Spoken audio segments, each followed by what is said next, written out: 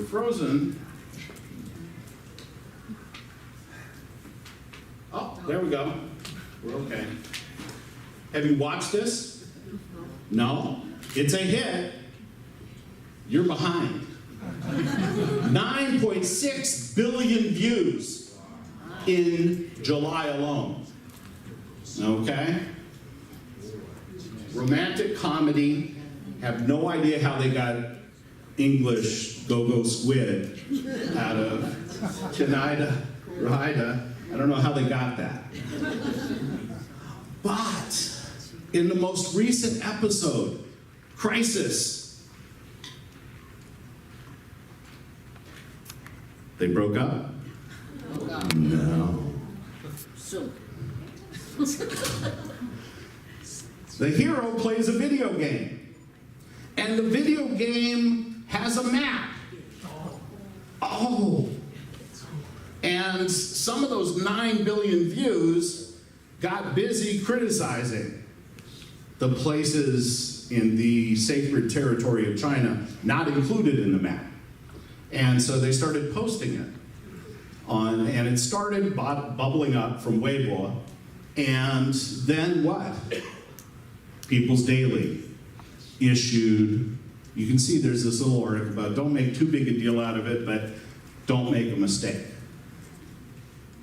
No part of China can be yielded. And they've said, now see these maps? Study.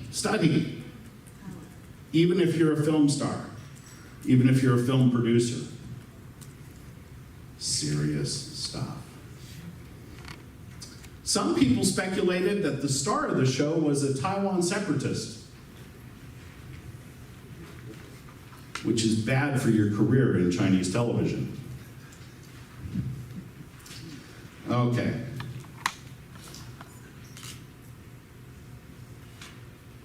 I only have another 2 hours. No, I'm sorry, I am running long. The key point I want to make is that issue about stability. But everything I say now, from here on, is about instability, is about a potential source of instability, a potential source of dissent. And you know it. I'm talking about the millennials. The millennials and Gen Z. These people have expectations.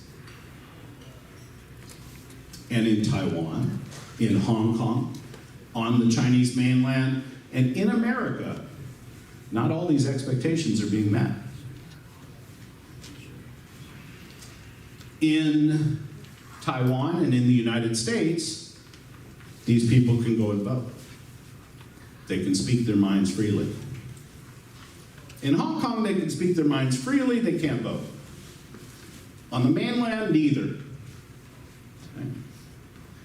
But this is a source of potential problems. Governments are going to be challenged by millennials.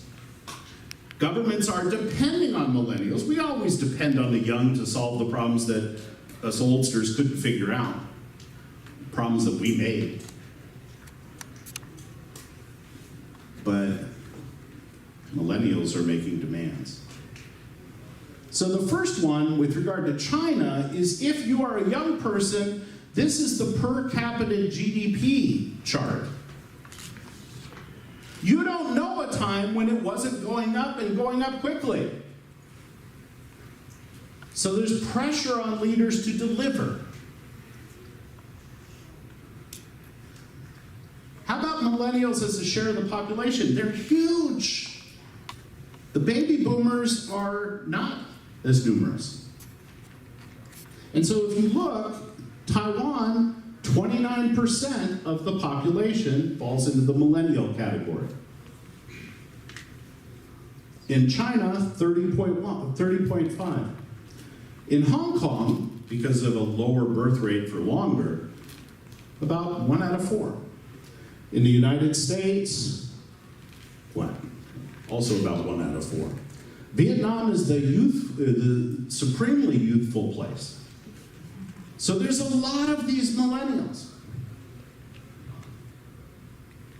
Taiwan, almost 7 million. That's a force.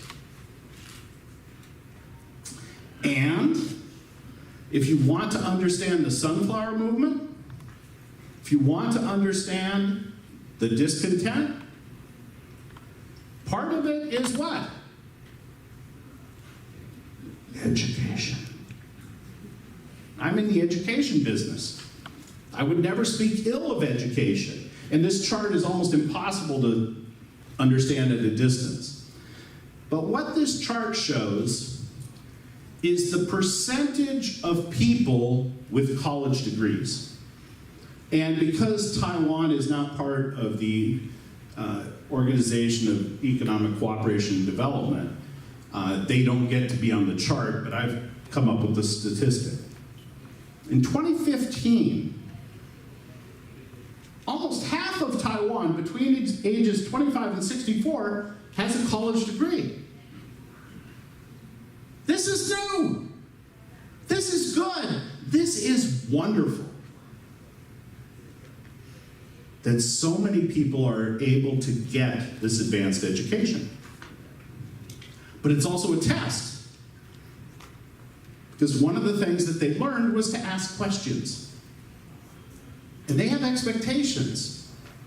Their predecessors who got college educations got good jobs, got paid well.